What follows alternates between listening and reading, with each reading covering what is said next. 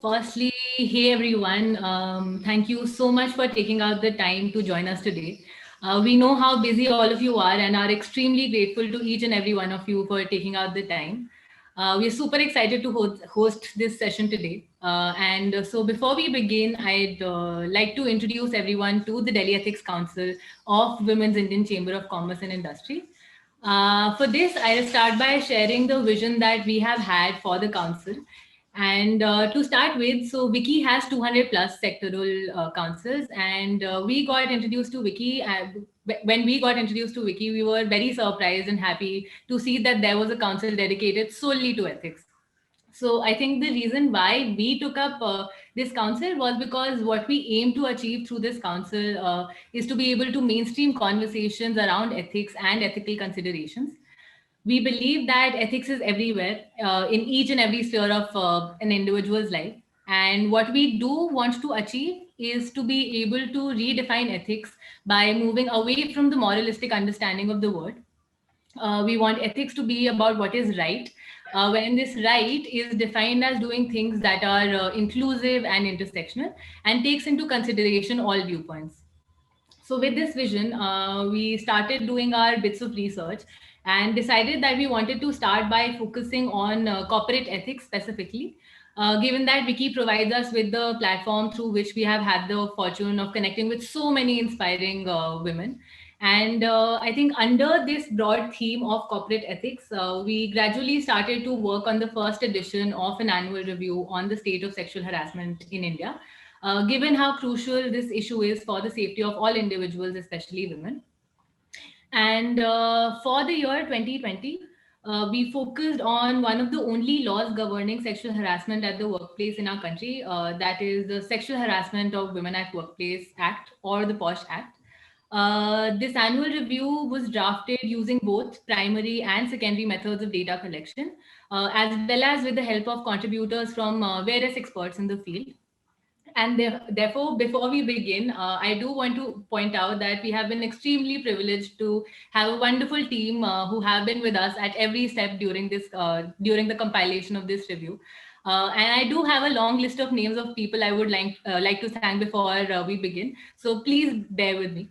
And I think we are very grateful for the support and help that we have received from Devaditya, Ananya, and Aisha, who assisted us in building out the review by adding on to the existing knowledge. We would like to thank all our council members. It wouldn't have been possible to draft this review without their guidance and support. We also want to thank everyone who shared their thoughts with us in the form of opinion pieces, as well as all those who helped us by sharing the survey with all the relevant stakeholders.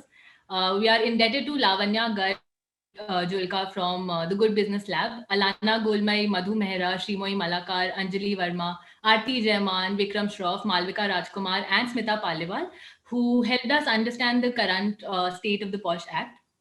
We want to further thank Rakhi Sehgal, Rita Manchanda, Diva Dhar, Minakshi Nair, Tina Chandok, Ratna Sudarshan, Prabha Nagaraja, Usha Ramanathan, Seri Chahal, and Dr. Anaga Satpurdar. And finally, we want to thank Dr. Harbeen Arora, who has been kind enough to join us today, for giving us a platform that allows us to create a community that work towards ensuring safe and conducive spaces for all individuals. We are also very grateful to everyone else associated with the Women's Indian Chamber of Commerce and Industry for helping us reach out to all the relevant stakeholders. And finally, to give you a brief about Wiki before I hand over the mic to the genius behind this network. Wiki is India's first national business chamber for women and was founded by Dr. Harbeen Arora. It aims to empower women-owned businesses to bring about fundamental changes in governmental policies, laws, and incentives. It's supported by the massive global networks of All India Ladies League, Women Economic Forum, and She Economy, with 2 lakh members and supporters worldwide. And Harbeen has been the brains behind all these networks as well. And we have been fortunate to have her join us today. And thank you so much for taking out the time to come speak with us today, Harbeen. It's absolutely wonderful to have you here today. And we'd love to hear from you on what your vision for Wiki has been and to further learn from you. So over to you. Thank you, Rishika. It was so inspiring listening to you. And More than that, it's been an absolutely inspiring journey being with you, connected to you.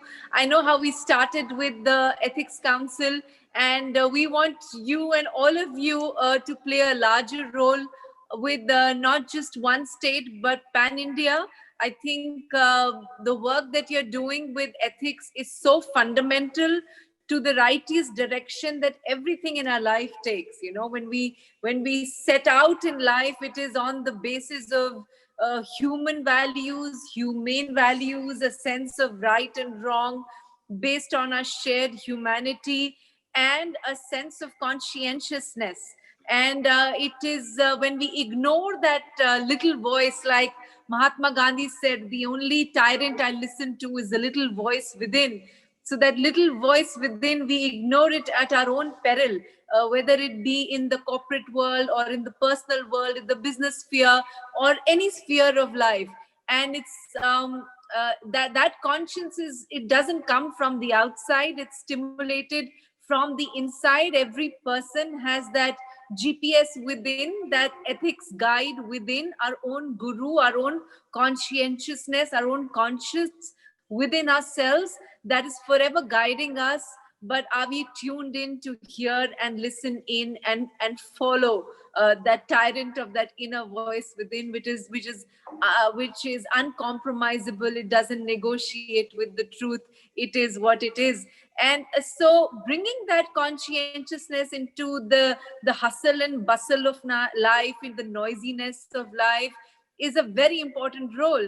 And by doing it in a way which is non-pedantic, non-preachy, but just creating an ecosystem of conversations rooted in the truth, in authenticity, in integrity, in as the best of each one's ability, and bringing that out, and just having that those voices around us is so important, so that we are all guided to our true north.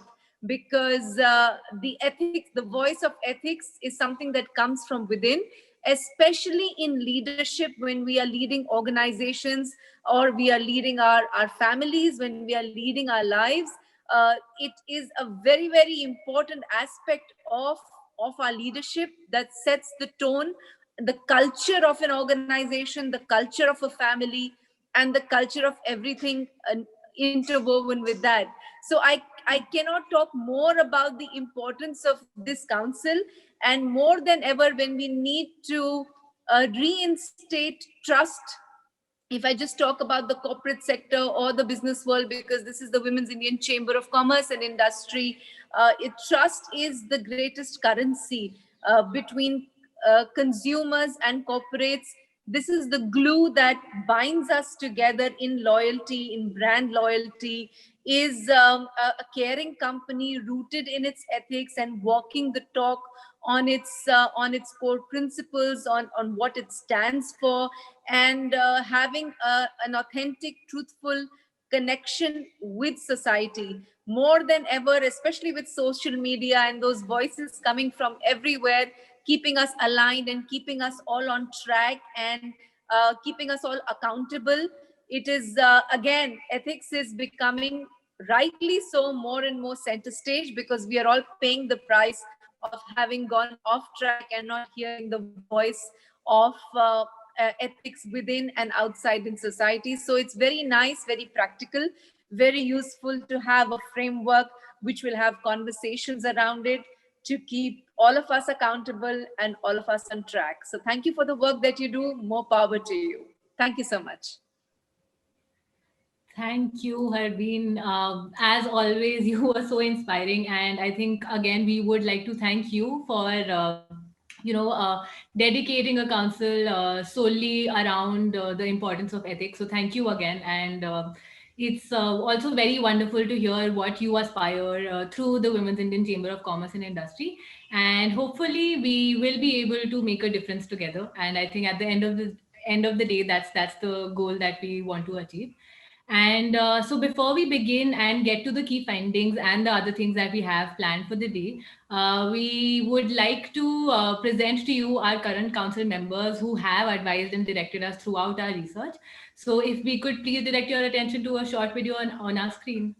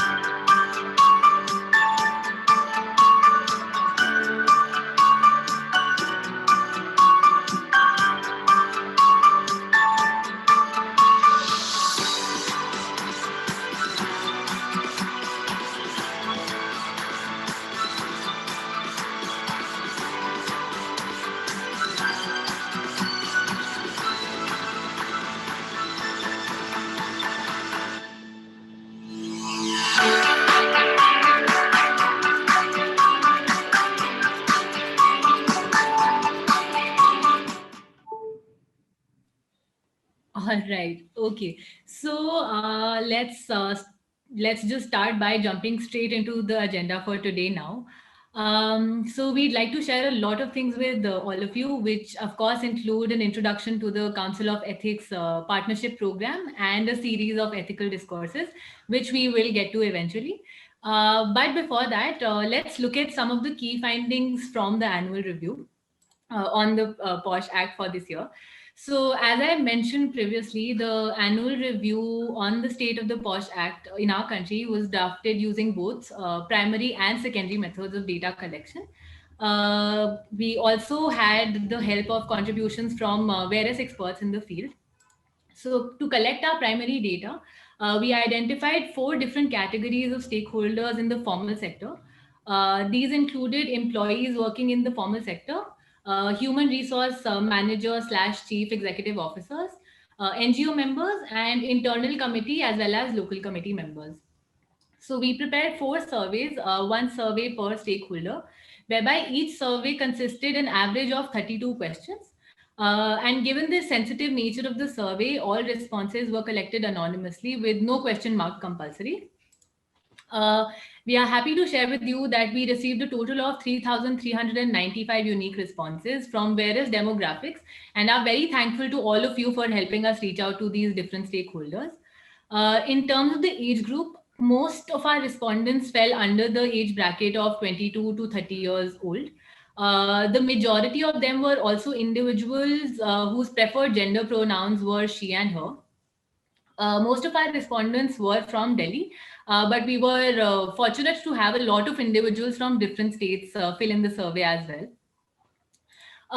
Then now to get to the key findings of the review, when we were working on drafting the surveys and the annual review, we decided to touch upon some of the major themes within the POSH Act, that is workplace harassment, knowledge dissemination and training, functioning of ICs slash LCs, which are internal committee and local committees, complaint filing process, and the redressal process and mechanisms, amongst other such themes.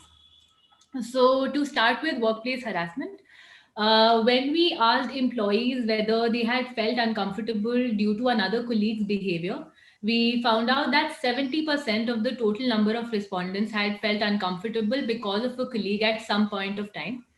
While most individuals stated that they had not faced harassment within their workplace, when asked whether they had heard their colleagues tell sexist and derogatory jokes or stories that were uncomfortable to some individuals, many of them stated that they had witnessed such incidents. And I think in that regard, what we feel is that the definition of what constitutes harassment needs to expand, and organizations should work towards generating more awareness amongst employees. Then, given the current situation of the COVID-19 pandemic, we know that most offices have shifted online. For this reason, we asked the employees about policies of sexual harassment in the cyberspace, and more than 50% were not aware of their organization's harassment policies in the cyberspace. And I believe that in this context, it becomes important that the definition of a workplace in the act, like how it's given in the act, I know it's very extensive, but it should be expanded to include the cyberspace as well as outside office engagements. Then getting to the awareness about the act, when we asked whether there was a clear understanding of the act amongst employees, while 50% said yes, the rest of the 50% were divided between no and not sure. Here, I think I'd like to reiterate what Smita Paliwal, who works at King's Tub in Kasiva, shared with us in form of an opinion piece. She said that the legislation and the government have done their part. The responsibility now lies with the organizations and the employees to provide a conducive and a harassment-free environment to their women workforce. And taking on from that, I feel it's very important that employees and organizations take such issues seriously and prioritize generating awareness on the POSH Act and an individual's rights within workplaces. Then coming to the bit about knowledge dissemination and training, there was a significant gap in answers regarding the training material provided in organizations. So while 75% of HR and CXOs and 76.9% of ICLC members stated that they do provide training material, 53.1% of the employees responded no when asked the same question. So we did find that discrepancy there. Then so this the next finding that I want to share with you all is, it's not a finding that came out of the surveys, but this finding basically came from the various conversations that we've been having with various experts in the field during the course of developing this review. So we found out that LCs do not receive enough funding for knowledge dissemination and for conducting the required training. This, I believe, becomes a drawback in the functioning of an LC or a local committee. And I think it needs urgent attention from various district authorities and other relevant government bodies to facilitate the better functioning of LCs. Additionally, and like apart from this, we also found out that more people were aware about the concept of an internal committee or knew that their organizations had an IC than they were about the local committee. This not only shows a lack of awareness and information on local committees, but perhaps also that not enough attention is being attributed to it. Then I think what we believe is that collaborative efforts to conduct training becomes very important. So we believe that there should be collaborations between internal committees, local committees, and third parties such as residential welfare associations, local market associations, and other such committees. The reason for this is that we believe that for the act to be efficient and cover more ground, such collaborative efforts could help ensure safe workplaces for domestic helps, non-MCD sweepers, amongst other such individuals who fall in the informal sector. Um, then we found out that the majority of the HR CXOs, when we asked them whether they had witnessed incidents of sexual harassment and whether they tried to stop it, while most of them said that they did try to stop it, 25% of the total respondents said no to the same question. And in that context, I think it becomes important to conduct regular training workshops, which covers trainings like bystander intervention, gender sensitization, amongst other such trainings. Then coming to the functioning of internal committees and local committees, I'll start by sharing what some of the ICLC respondents replied when asked the question about the functioning and efficacy of ICs and the challenges that they have faced while dealing with cases of sexual harassment. While one of them said that most of the times they had noticed that the IC members do not have sufficient knowledge to handle the complaints, and many times principles of natural justice is ignored. Another respondent stated that the lack of supportive evidences, malicious or false complaints, hostile respondents, and credibility of witness statements often become a challenge when dealing with cases of sexual harassment. And in this context, it becomes necessary to work towards training ICLC members to be equipped to deal with such severe cases.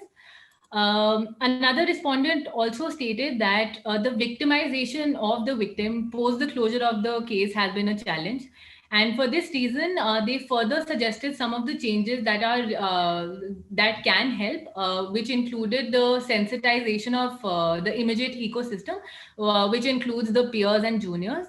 They also proposed a manager sensitivity program. Apart from that, they said that the educating the complainant and the respondent that the responsibility of confidentiality also lies with them. In fact, more than the IC members is also required. The witness should be briefed on confidentiality. And finally, they stated that educating individuals on the sensitivity of the issue should be an ongoing process. Then I think coming to the lack of proof in false cases, when we asked regarding whether a complaint should be labeled as false or malicious due to lack of proof, 23.1% of ICLC members answered yes. And while I do know that this isn't the majority of the respondents, I think this number still holds relevance because it should be noted that under Section 14, the Act specifies that a mere lack of proof cannot be reason enough to label a complaint as false or malicious. Then coming to those who face sexual harassment at their workplace, 66.7% decided not to file a complaint or not to file a written or an oral complaint. Reasons for this range from a lack of trust in the procedure and concern for their careers and the lack of consequences for the accused, as well as concern for their own physical safety. Then 84.6% of ICLC members stated that the average time it takes for them to complete an investigation is between 1 to 6 months, which is more than what the law prescribes right now. Which also brings us to the finding that 71.1% of the employees stated that the current stipulated time of 3 months, as laid down in the Act, is not enough time for an individual to report a case of sexual harassment. Taking this into consideration, the time period for registering complaints should be longer than 3 months, given social pressures, physical stress, concern for career growth, trauma, etc. Then another key finding that we had was the fact that 90% of the HRCXO respondents said that complaints should be allowed to be both formal and informal depending on the severity of the act. It's important to note that currently the act only allows for formal complaints, and informal complaints are also something that can be analyzed to make the complainant feel more comfortable. And then finally, coming to the redressal bit of our key findings, we asked HRCXOs, ICLC, and NGO members on how they responded when an investigation had been completed and an individual was found to have committed an act of sexual harassment. So the respondents were given the option to select multiple options. A majority of both HR, CXO, and NGO members stated that they would follow the recommendation of the IC, among other policies such as reduction of salary, compensation towards the aggrieved, etc. All three stated, with more than 40% of the respondents, that they would immediately terminate the accused from the organization. And here, I think we'd also like to reiterate what Madhu Mehra, the Executive Director of Partners for Law in Development, says about termination as a punishment in the opinion piece that she shared with us. So she points out that the much lauded zero tolerance policies held up as model approaches to addressing sexual harassment are also problematic. Far from just, such approaches overlook proportionality of wrong, gradation of punishments to adopt the cost-effective termination as a standard solution. While termination is necessary in some situations, it must not be the only response. The gradation of responses and punishments obligate the employer to sensitize and work out solutions based on the degree and nature of the interaction, creating transformational possibilities. And with that, I think I'll also stop, because otherwise we will run out of time. And while I can keep going on and on about the other things that we have learned during the process of drafting this review, we would, of course, like to share the review with all of you so that you can read about these findings and more directly in the review. So while the report is almost 100 pages, the idea for us was to share the key findings with you today. And as we mentioned previously, we are immensely grateful to everyone who joined us today. And now I think coming on to the other plans that we have for the coming year, I want to introduce Shivani, who is also the Vice President of the Delhi Ethics Council. She would be sharing our plans for this year, so whatever we've been thinking about so far.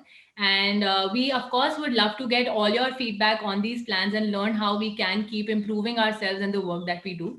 So over to you, Shivani. Thank you, Rishka, and hi, everyone. Thank you so much for joining us today and showing your support to our work at the Council of Ethics. As you've already been hearing from Rishika, our aim, as is our way of working, is to constantly ask questions and examine issues from different lenses and perspectives. Because as we saw in our analysis of the POSH Act, it is almost never the case that there is either one or two sides to a story. To be truly ethical and to truly introduce safe spaces, one needs to actively consider and engage with all perspectives and narratives to create a world that is safe for everyone and not just those that we know most about. Therefore, our aim at the Council of Ethics is to constantly not just reach out to more and more people, but also to collaborate with them and to create an understanding of ethics and how we as a collective want to progress in our world. To facilitate this vision, we are extremely pleased to present you the way forward for 2021. To begin with, we're introducing the Council of Ethics Partnership Program. As This is a program created to increase our reach and at the same time widen the scope of conversations on ethics to help broaden all of our combined perspectives and constantly learn and engage with as many individuals as possible to truly make ethical choices. Now, we know this is not an easy task and it's not something that has a foreseeable end. Therefore, the way we've structured our program is in a manner to ensure that it is primarily based on deliverables and it is not constrained by time period. In that, we've divided our partnership program into 4 tiers. The first tier is where we will have the Council of Ethics supporters. These are individuals who seek to learn more about ethics and increase their understanding on how it can be applied in different aspects of life. Therefore, these individuals will be encouraged to read more, attend our sessions, engage with us, our team, and the council members, make suggestions, and engage with the content that they are reading. And the primary aim here is to increase their awareness and to help inform them better. Moving on to tier two, there we have the Council of Ethics volunteers. These are individuals who want to contribute to the research that we're already planning on doing, whether that is primary research, secondary research, or just a literature review. Over here, the participation will include, again, joining us and trying to further extend the kind of responses we can get as we did with the survey this year. And at the same time, as very similar to the supporters, just reading more and putting things down on paper and seeing how this can actually impact ethical practices. Tier three is where we'll have the Council of Ethics Fellows. These are individuals who want to explore ethics as a topic on the whole. And in that, they will not be restricted to just doing the research that we're focusing on. They will be encouraged to write papers, to interact, to start their own sessions, and also at the same time, keep expanding our views and our understanding of what ethics entails and how it can actually be applied in different areas of life. And finally, we have the tier four, which is the Council of Ethics leaders. Leaders will be those individuals who have previously been fellows and they want to set up their own ethics councils and committees in their individual communities, organizations, or colleges, where, of course, with all the support from us, they will be able to direct the proceedings and actually take it in the direction that they see relevant and how they want to take ethics and ethical practices forward. To further increase our outreach and ensure that we can start more and more open conversations on ethics and how it can be applied in other aspects of our lives, we will also be launching a podcast called A Series of Ethical Discourses. This podcast is going to focus on our interactions with individuals and experts who will help us view common issues from a more ethical standpoint. And in that, they will also help us redirect those listening to be fair and considerate and ensure that they are able to see ethical alternatives to options where it might seem like they don't have anything else to do.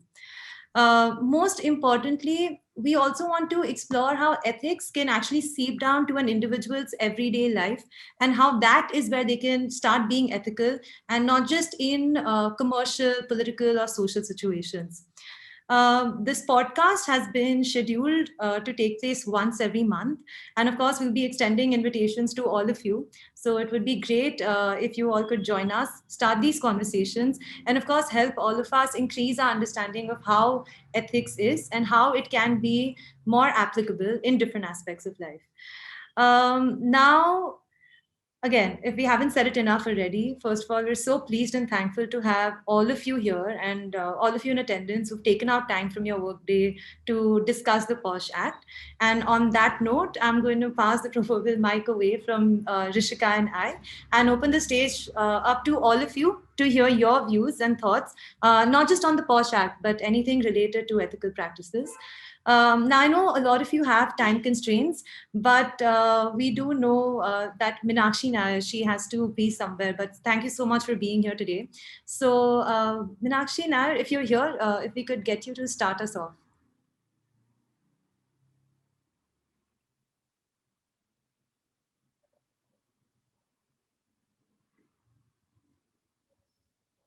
Okay.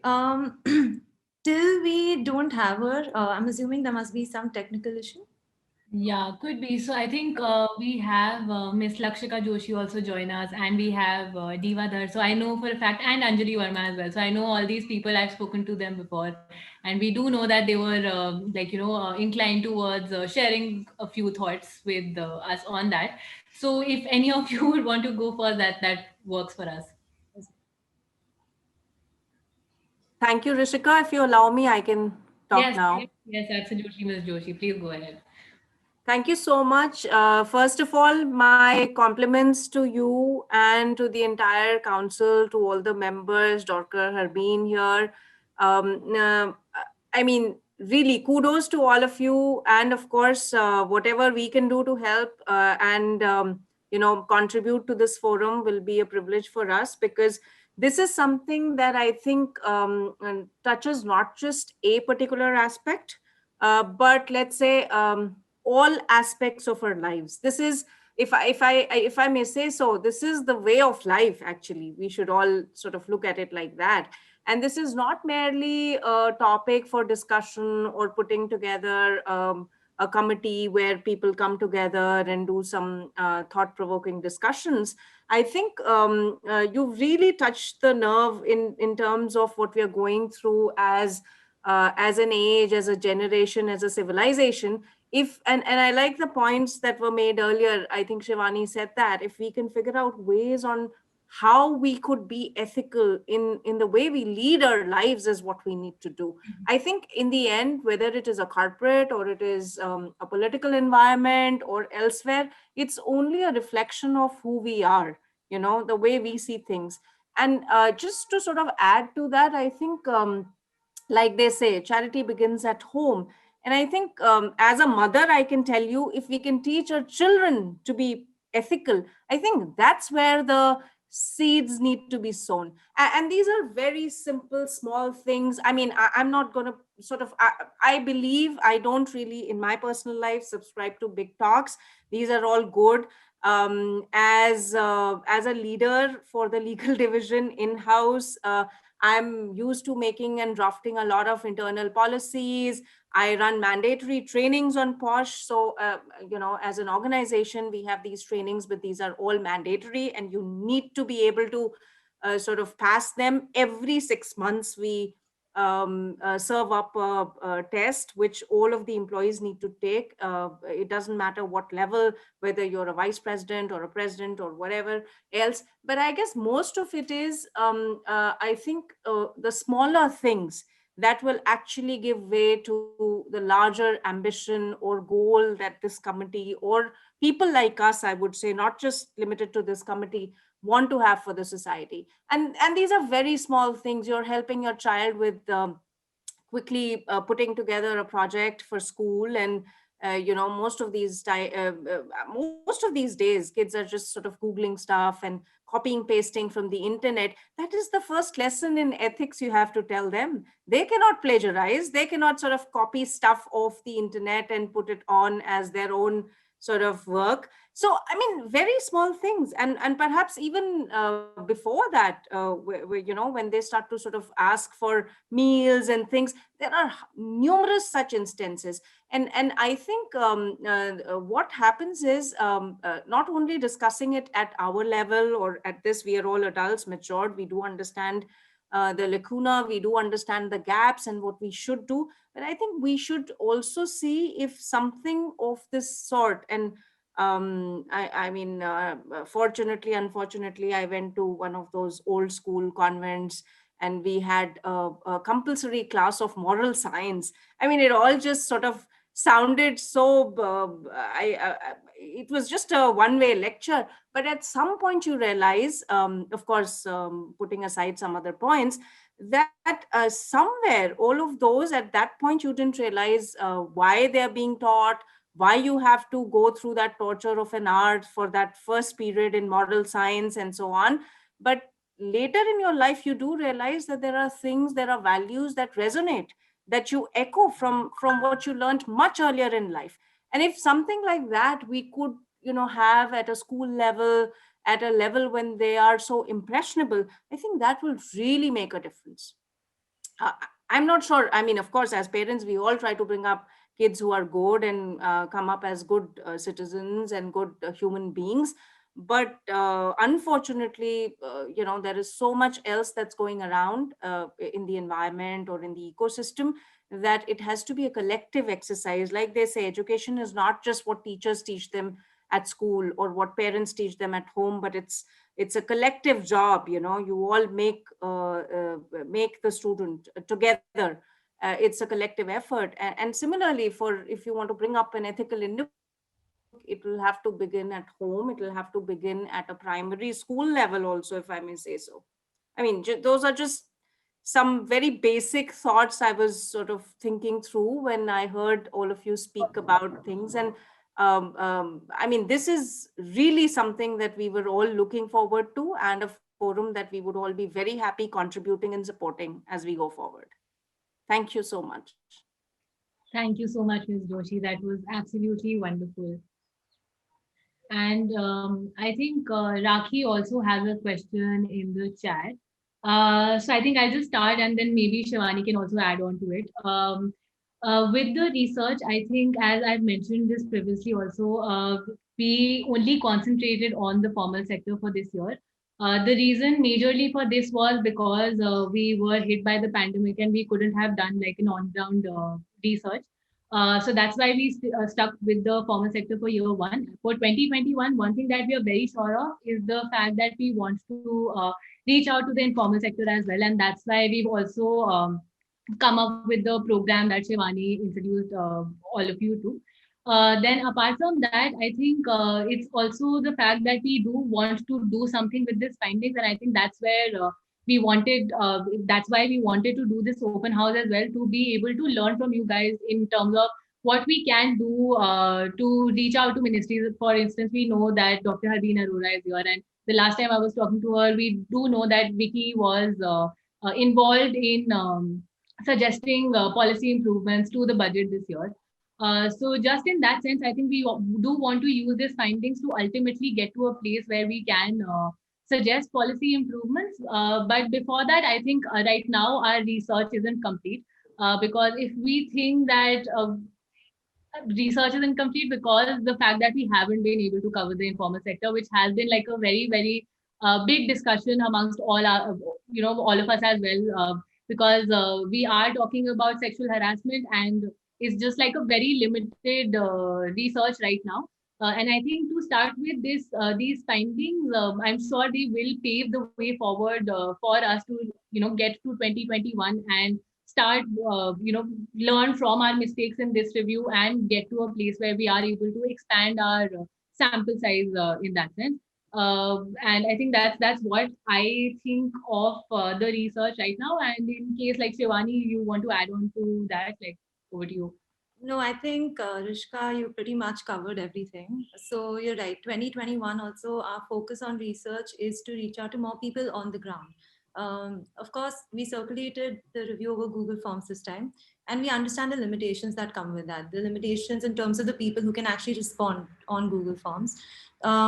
Which is, as what Rishka mentioned, with the volunteers we want to get on board, the fellows and all the different tiers of people, they are the ones who are going to help us actually diversify our language, as well as the kind of questions we're asking to different sets of people.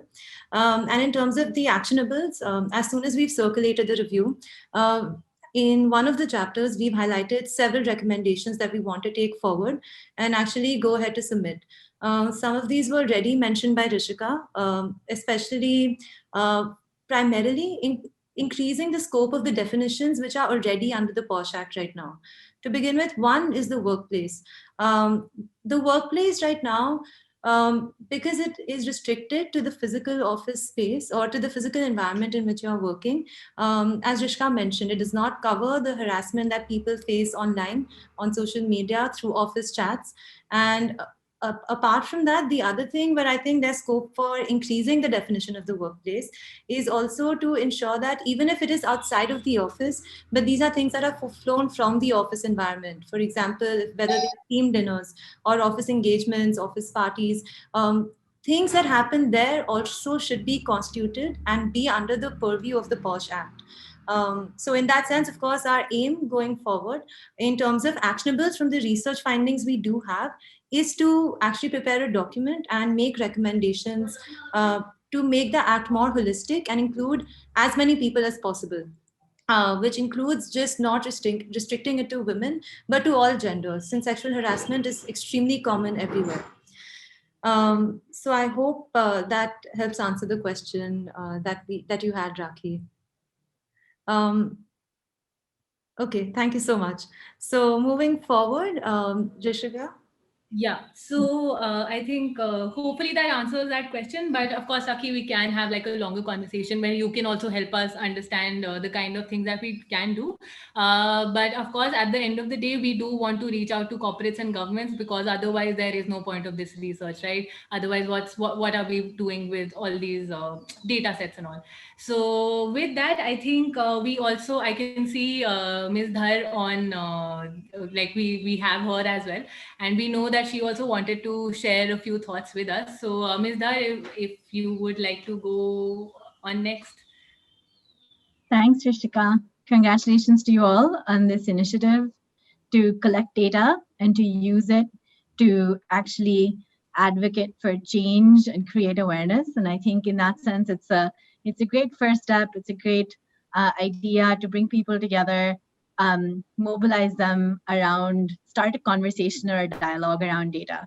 As you move forward, I think it'll be great to have some of the, based on the discussions we've had, think about some of your strategies for not only the data you're collecting, the sample you're collecting. I know you're thinking about, how much what the geographic scope is, what the sectoral inclusion is for all of that, but also useful to see if you can involve stakeholders upfront, involve other organizations who have a history of working in this space, and bring that expertise with them as well, to see if there are gaps in what they're doing, or if there are ways you can amplify their work or add to their work or complement their work. I think there may be a lot of other synergies with interested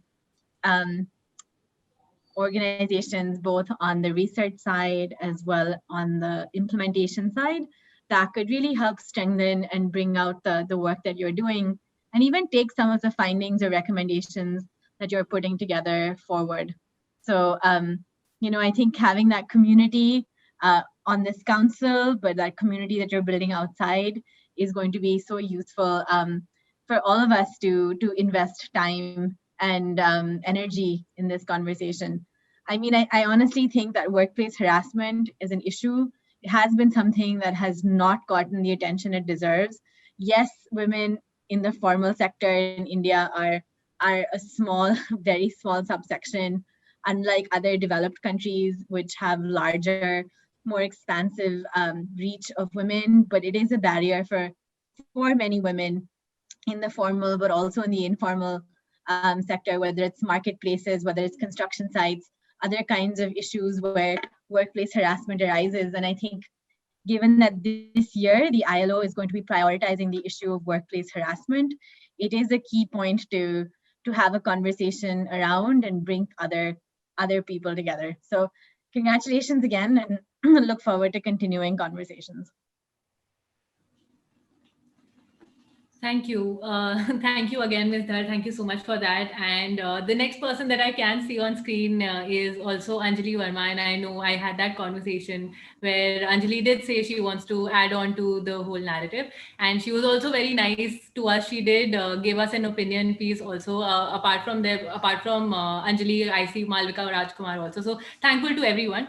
But before that, Anjali, like if you want to take the stage, say a few things, all over to you.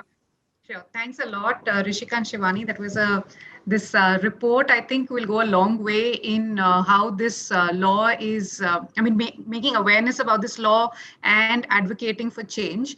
One thing I just wanted to share here was that related to ethics, because that's what the council is primarily about. So I've always thought that the code of conduct that corporates write or should write should very clearly call out what is permissible behavior and what is not. And obviously, in that, one of the points would be sexual harassment. But we're looking at harassment at a wider, overarching theme. I think there is merit in advocating for small and big companies to have a very clear code of conduct, which is calling out to employees saying, you're in office, this is how you have to behave. And it will especially be great for youngsters as they join from colleges into the corporate space, because we can't assume that they know how a professional setting is and what they should bring to the office and what they should probably leave behind. So I think advocating for change in the code of conduct space is something that will help build awareness and will actually help this POSH Act to be implemented in both spirit as well as intent. So so that's what that's really what I wanted to share. And I've written about this also about 2-3 months ago in the business line, that code of conduct creates a ready terrain for the active implementation of the POSH Act. And I think there is scope there for the POSH Act to grow really beautifully in this in this country. So that's all. Thank you. Thank you. Thank you so much for that, Anjali. And so I think before we get the next person in, is there anyone else who would want to, step in, talk to us more about the kind of things that we're doing? If you have any questions, if you have any suggestions, we would love to hear all of them. So in case like any of you want to say anything. I think I'll just quickly make my points because I have a meeting. Hi, Malika. Oh, yeah, you do have a call at 4. You did mention that. So sorry about that. I just saw it. It's completely fine. First of all, I want to congratulate everyone for this detailed research. And I'm really impressed to know that there is an ethics council, ethics committee out there, like someone looking at ethics as an issue. Because as a lawyer, that's one of the key focal points from which all the problems start. You don't follow those standards and then you lead up to problems. So while I was writing the opinion for the council, I was thinking of many issues that came post-COVID, which specifically need to be addressed, because many people kept asking me whether work from home situations get covered in POSH. Now, the fact that they're asking this itself makes it very clear that their knowledge on the applicability of POSH is limited to their policy. Now, they should know that they have variety of rights under the law. So that's one specific area which I think you could definitely look at and work on specifically, because many people make their sub-clauses for what work from home harassment would entail. And on a digital space, when everything is very murky, because we all know how online abuse is perceived. So I can't even imagine how POSH is perceived online. So it's a difficult space which requires more research, and I've only seen information out there saying, yes, it is applicable, but what happens after? Like, how does it work? And secondly, I also feel like when it comes to POSH or any other issue, having a form of informal method in-house for corporates or any other organization is a great way to go forward, because I feel like even just having one poster with the policy up on your floor, like to start off with something like that, conducting regular workshops. In fact, workshops are mandatory and many employers don't conduct it. So I feel like all the research you've done is really great and would be very useful to employers themselves to understand what the key problems are and what routes they should and should not take. Will be helpful for IC members also. That's it. And I also think that community building and making engagements with organizations are the way forward. Partnerships are the way forward to do anything, to build awareness, to share research. And I'm really, really impressed with all the work here. And I specifically want to suggest one area that the ethics that you guys can look into, which is professional ethics and conduct of various professionals. Because at least in law, like I deal with the back end, the last leg, which is the problem, where it comes out because there's something happening with a doctor, some ethical duty not followed, it results in a case. It can be a lawyer, it can be an architect, it can be employees, and specifically with employers, the ranges that you can touch upon, like maternity, employment behavior, fairness, accountability, because you can't really measure all of this. So I feel like there's a lot of interesting work that you guys can do, and I'm really, really happy to be a part of this. Thank you so much. Thank you so much, Malvika. That's been like so encouraging. We can't even begin to tell you how encouraging that was. So thank you so much for that and for sharing your opinion with us earlier. Then up next, I think we also have. You were unmuting, Malvika. Do you want to like say something? Did I cut you? No, nothing. I'll have to take my leave, but thank you so much No again worries, for no worries. calling All me. the best for your call also at 4. Yeah, thank you. Thank you. Okay, anyway, so we also have Sanjana with us. Sanjana has recently, so she's been working with this organization, which she is the founder of, called Nariwad. They are a feminist organization. So Sanjana, along with her two friends and like now colleagues, have started Nariwad.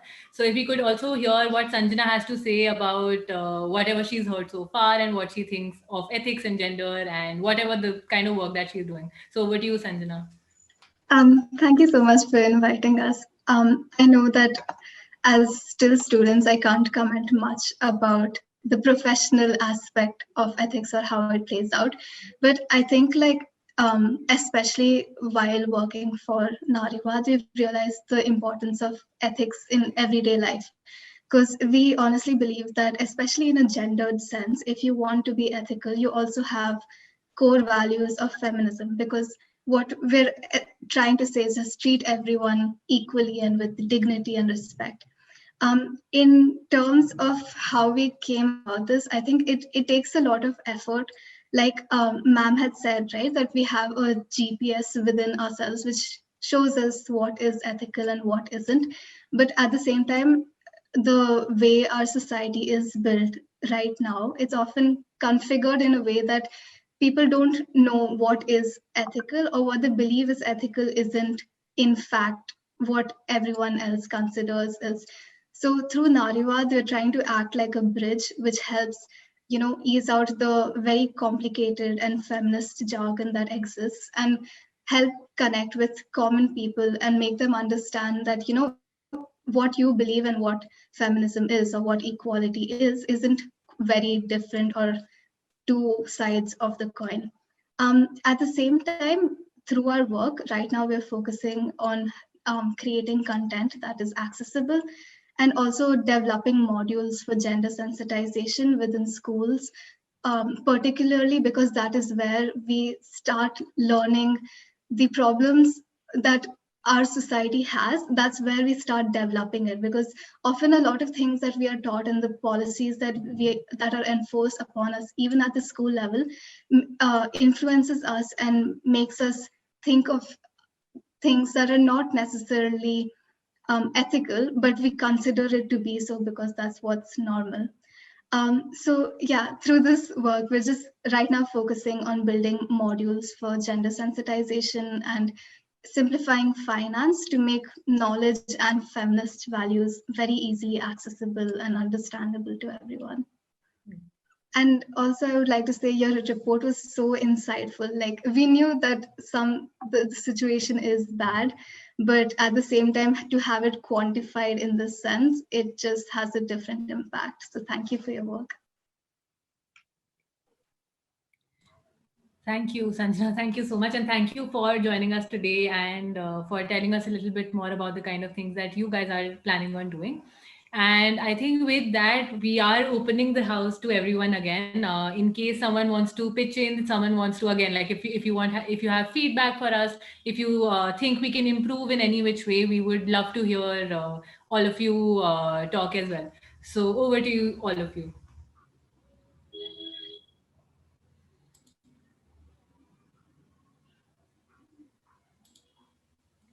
I see Ramit. Ramit, do you want to go next? Do you have any thoughts on whatever we've been talking about so far? No, absolutely. I think first of all, I think just thank you for opening this up to everybody to share and participate in this conversation around ethics, because we all of us, and I see a lot of faces I've seen before in a lot of corporate events in that sense.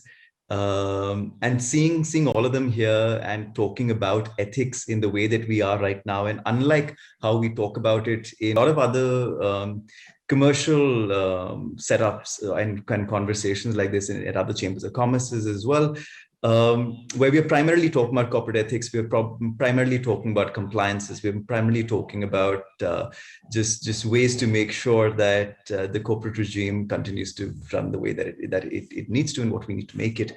But to have all of you talk about ethics from the perspective of every individual and not just the corporate, right? And just about understanding right and wrong, understanding for each decision what one needs to do and what is ethical and what isn't.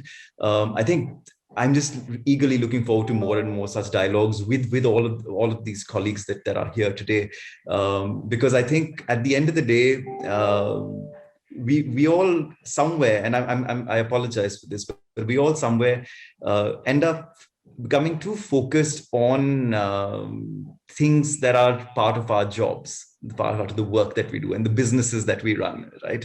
Where when we're taking decisions, and it actually showed somewhere in your report as well, in terms of some of the decisions that the ICLC members were ending up taking, that when sexual harassment case, and I know this, it's a very unfortunate reality, but it is a fact also, is that when a sexual harassment case comes up to an IC, while they are supposed to be independent, they are appointed by the company itself, right? At the end of the day, it's not merely about the facts, it's also about company reputation and so on and so forth. And I can say it, I'm external to a lot of these companies, but it's something that secretly we all admit it. And I'd be the first person to say it out loud, right? And that's where I think if we forget the fact that we're also humans and individuals and not merely just parts of corporates and businesses and big establishments, right? Then we'll see it for what it is, right? Then the work of an IC is not really about something that's written in the law. It's about doing what is right. Then you don't need an act telling you that, oh no, if this is what will constitute valid evidence and this is what will constitute cause of action, and all those various things that one needs to do. And then you just focus on what's happened, trying to get down and figuring out whether it was right or wrong. And if it was wrong, then you take the appropriate action, right? And if it actually is something that gets mandated because of all of us having this moral compass, the ethical compass that many of you spoke of, then everything just becomes so much simpler and it flows, right? So, of course, I think your work with respect to the POSH Act and the survey is commendable. But I think what is more commendable is what you're seeking out to do with respect to making ethics and conversations around ethics more mainstream. And that's really what's going to be, in my opinion, be a game changer with respect to what your council can achieve as compared to a lot of other corporate ethic councils that we've got in a lot of other chambers that we do visit and we do engage with. So great things. Thank you so much for this, and looking forward to hearing a lot of other people who are here on this call as well, who I can recognize. I'm not going to call out anybody, just not to put anybody on the spot, but please do share your views, because I think just listening to what all of you have to say is wonderful as well, and extremely thought-provoking. Thank you. Thanks, Rishika, for this. Thank you, Rama. Thank you so much for joining us today as well. So, I mean, we can be here for as long as all of you can be here for. So in case anyone wants to pitch in, we are more than happy to hear all of you. So I think we'll wait for another minute and see if anyone. Oh, I see Palak, you unmuted. Great. Yeah. No, Rishika, thank you first of all so much for organizing this and doing the work on the POSH Act. I think the work that you guys have done and the insights that you guys have come up with is really incredible. I really don't have anything to say. I just wanted to congratulate you guys and just say that like you said, that a more focused maybe research needs to be done on the informal sector, because I feel that is my area of work and that is where I will be able to talk more. So I'm really looking forward to see what is it that you guys plan to do and see how I can support you there. So all the very best, and once again, congratulations. Of course, we will keep you updated and we'll keep spamming you with emails here and there. So like that's definitely something that we absolutely. Okay. Sure. That's okay. So that's that. And I see that Meryl is also leaving. Thank you so much, Meryl, for joining us. And bye bye to you. And I think with that, in case anyone wants to like still talk, we have the time. But if not, we know that we are also like over 4 p.m. now, and it is a weekday. So in case you all have other commitments, we completely understand. But before that, we do want to thank each and every one of you for joining us today. And it's been an absolute pleasure to host all of you. And we do hope that we'll keep doing these conversations more often so that we keep learning from you, because all the conversations that we've had during the open house have been very, very insightful. And again, so of course, like the main thing was also the fact that we will be sharing the annual review with all of you shortly. And yeah, I think thank you once again. And if Shivani, you want to add on to that, then over to you. Yeah, thanks, Rishkan. As I think you pretty much covered again everything. Thank you so much to everyone. All of your thoughts and views were so important for us to hear and listen to, and also again in formulating a way forward, which we're all going to do together. So even if say you want to send us your feedback and comments post the session, we'll circulate our contact details, and we would be more than happy to hear from you. And I think, as we mentioned, with all the activities we have coming up, including the podcasts, we really hope all of you would want to come, speak to us, discuss ethics in whatever way you think is relevant, and help us make it as broad as possible and ensure that this is something we have in our everyday life. And this is just how we proceed forward together. So thank you so much, everyone, for being here. Thank you. Thank you so much, everyone. Bye bye. Thank you. Bye, everyone. Take care. Thank you.